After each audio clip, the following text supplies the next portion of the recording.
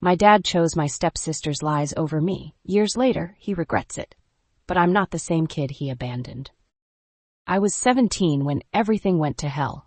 It didn't happen all at once. No big fight, no screaming match, just a slow, quiet burn, like someone lighting matches around your life, one lie at a time. Her name was Nina. She came with my dad's new wife, his second chance, his fresh start after Mom passed.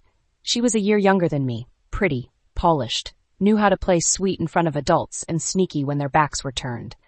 At first, I tried. Swear to God, I did. I was polite, patient, gave her space. I figured she just lost her home too. Maybe this was hard on both of us. But Nina wasn't trying to fit in. She was trying to replace me. And my dad, my own father, he held the fucking door open for her. It started small.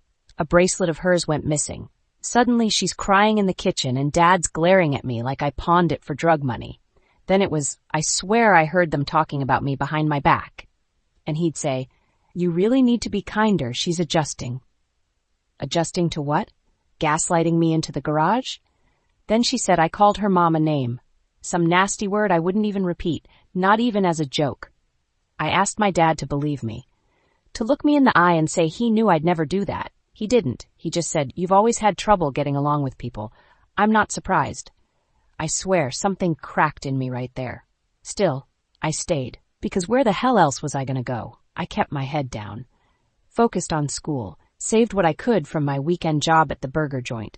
I figured if I could just hang in until graduation, I'd be free. Then one night, after a shift that ran late, I came home to find the locks changed. No warning, no fight, just a porch light off and a note on my phone. "You know what you did, don't come back." That was it. No explanation, no chance to speak. Just gone. I sat outside on the curb with a backpack full of grease-stained clothes and a box of cold, curly fries. I called him 4 times, straight to voicemail. I texted, "What are you talking about? Can you at least talk to me?" Nothing. He chose her and her lies. And I slept on a friend's couch that night with a hoodie over my face and a hole in my chest. Sleeping on a couch with someone else's dog breathing in your face every night wasn't exactly how I pictured freedom. But hey, it beat the front porch. My best friend Tori let me crash with her. She didn't even ask questions that first night. Just handed me a blanket, tossed me a pair of her brother's old sweats, and said, "You can scream into the pillow later if you want." I did. I didn't even cry, just screamed until my voice cracked. Because crying felt useless, like my tears had already been wasted on people who didn't even want me anymore. I stayed with Tori for a month.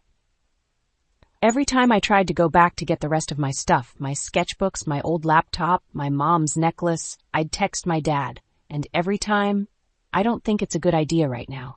Let's give things space." Space? He threw me out like I was trash he didn't want to deal with. But whatever. I got a job at a gas station.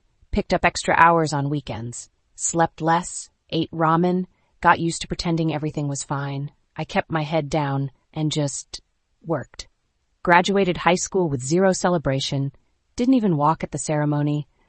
I didn't have a family clapping for me anymore, remember? I turned 18 in a cramped apartment I shared with 2 other girls who didn't know the first thing about me. I didn't care. No one asked questions, no one played fake. And for the first time in a long time, that felt like freedom. Years passed. I got a scholarship to a local community college, ended up working part-time at a nonprofit. The kind that helps teens like me, the kicked out, the forgotten, the ones who live on couches instead of timelines. My coworkers started calling me the quiet storm, because I didn't say much. But when I did, I meant it. And then 5 years later, I kid you not, my phone buzzed with a message I never thought I'd see. From him. "Please, can we talk?" I stared at that message like it was written in a language I didn't remember how to speak. Then a second one. "I miss you. I made a mistake." No, I'm sorry. No mention of what he actually did. Just vague guilt, served cold. I didn't answer. I didn't block him either, because maybe he deserved a reply, but not the one he thought he'd get. We agreed to meet at some diner halfway between where I live now and the town I once called home. Neutral ground. Public enough that he wouldn't cry too hard, private enough that I could say what I came to say. I got there first. Sat in a booth by the window, fingers tracing the edge of my coffee cup. The waitress gave me that sympathetic smile like she knew this wasn't a lunch reunion. This was war, soft-spoken and over pancakes. And then I saw him. He looked old. Not just older, like tired from the inside out, gray in places that used to be dark, shoulders slumped. Wearing the same cologne he used to wear when he tucked me in at night. The one I stopped being able to smell the second Nina walked in. He slid into the booth across from me and smiled like we were just catching up after a long trip. "You look good," he said.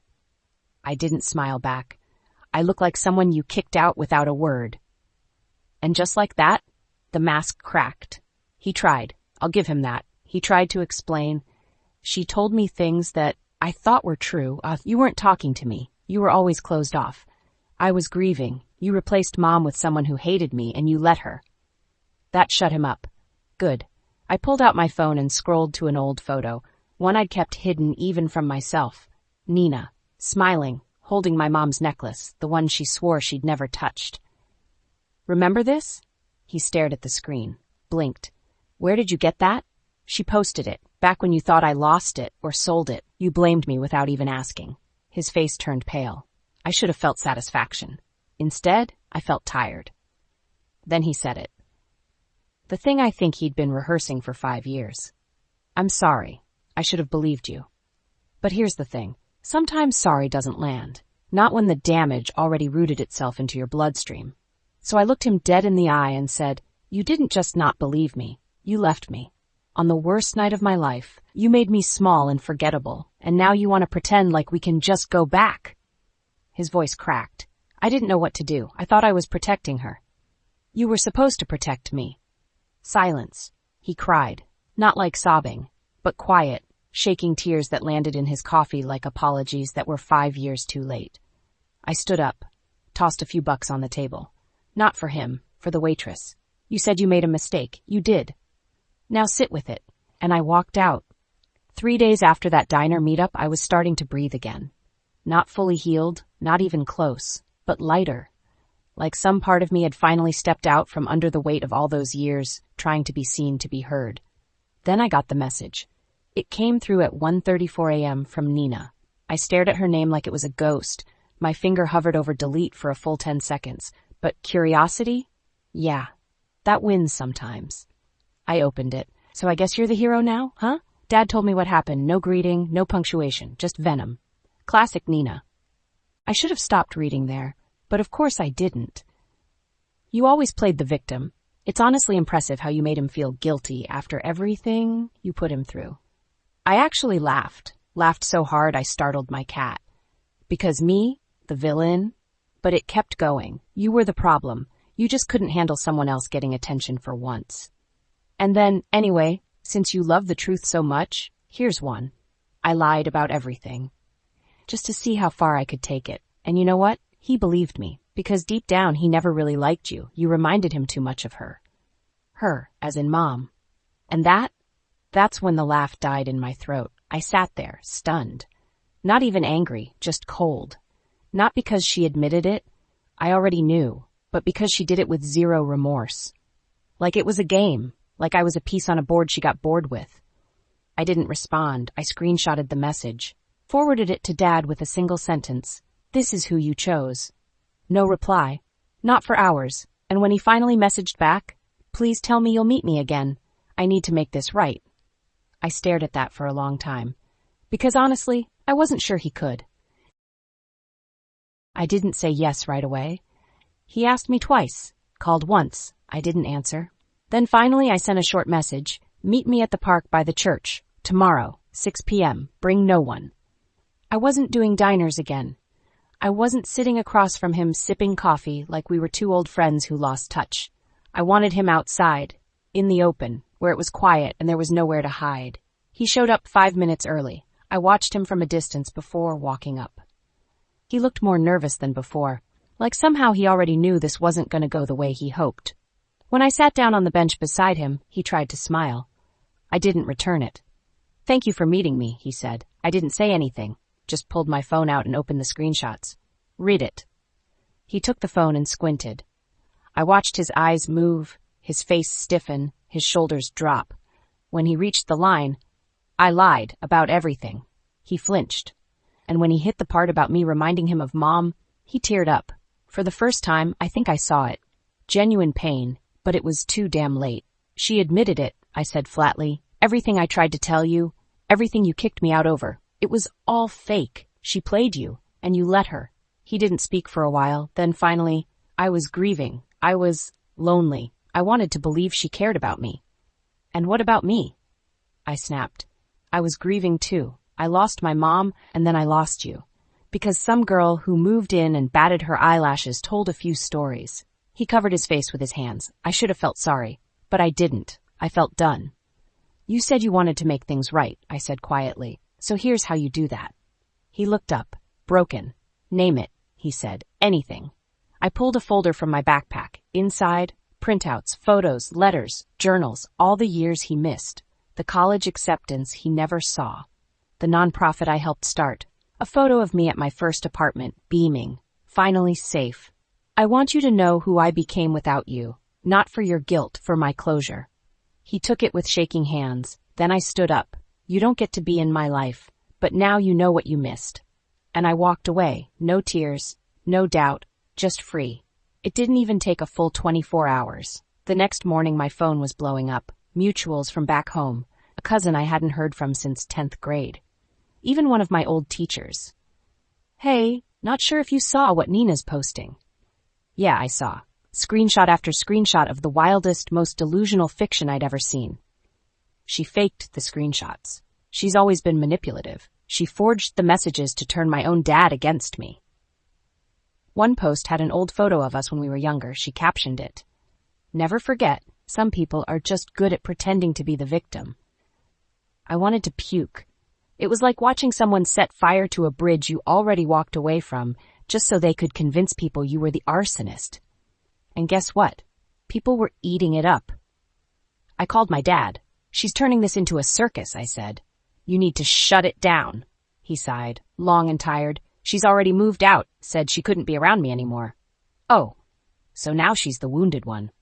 Classic. I'll talk to her, he said. I'll fix this. I told him not to bother. But that night, I went live.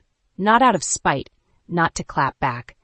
I just wanted my version somewhere real, somewhere outside the gaslighting carousel she kept spinning. I told my story. No drama, no names, just facts, dates, screenshots, receipts. And when I got to the part where my dad left me out in the cold, literally, people were shocked. The chat was full of, "This is heartbreaking. I'm so sorry you went through that. She needs to be held accountable." But one comment stood out. It just said, "You did the hardest thing. You stayed soft." And that hit me, because I didn't go dark, didn't sink to her level, didn't scream or threaten or spin lies to make myself feel better. I just told the truth and let it sit, because people like Nina build their power on silence. And for years, I gave her mine. Not anymore. It was a Wednesday, nothing special. I had just gotten home from work, kicked my shoes off, and was halfway through making boxed mac and cheese when I heard the knock. Not a gentle knock either. 3 sharp bangs, fast and loud. My stomach dropped. Because somehow, I knew. I opened the door, and there she was, Nina, full beat face, designer purse on her arm, expression like she was here to collect a debt she made up in her head. "We need to talk," she said, like she hadn't tried to annihilate me on Instagram 2 days ago. I didn't say a word, just leaned on the doorframe, arms crossed. "You seriously think you're the victim here?" she asked, stepping forward like she owned the sidewalk. "You ruined our family. You humiliated Dad. And now you want to act like some poor wounded bird just trying to survive?" I laughed. Literally laughed in her face. "You're the one who lied for years, who played all of us like chess pieces. And now that it's not working anymore, you're spiraling." She rolled her eyes. "Please. You always had a flair for drama. I was just smarter." That's when I lost the last thread of politeness. "No, you weren't smarter. You were cruel. There's a difference." And then I stepped aside. "You want to talk? Fine, come inside." Because I wanted her to see something. I led her into the living room, told her to sit. Then I pulled out the folder, same one I'd given Dad, the photos, the dates, the letters, the truth. And I laid it all out on the coffee table. She didn't touch anything, just sat there, frozen, watching me like she was seeing a ghost she thought she buried. "This is what you tried to erase," I said. This is who I became after you turned my life into hell. And it's who I'm still becoming, without your approval, your lies, or your name in my mouth. She didn't speak, not once, just stared. Until finally, she stood up. You think you're so righteous, she whispered, but deep down you're just as broken as me. Maybe, I said, but I didn't break people to survive. That's all you ever did. She didn't slam the door on the way out, didn't say goodbye, just left. And I stood there breathing, shaking a little, but free. Drop a comment. Have you ever had someone come back after the damage was already done? Don't forget to like, subscribe, and hit the bell for more real-life stories about healing, betrayal, and finding your voice. Thank you for watching, and see you in the next video.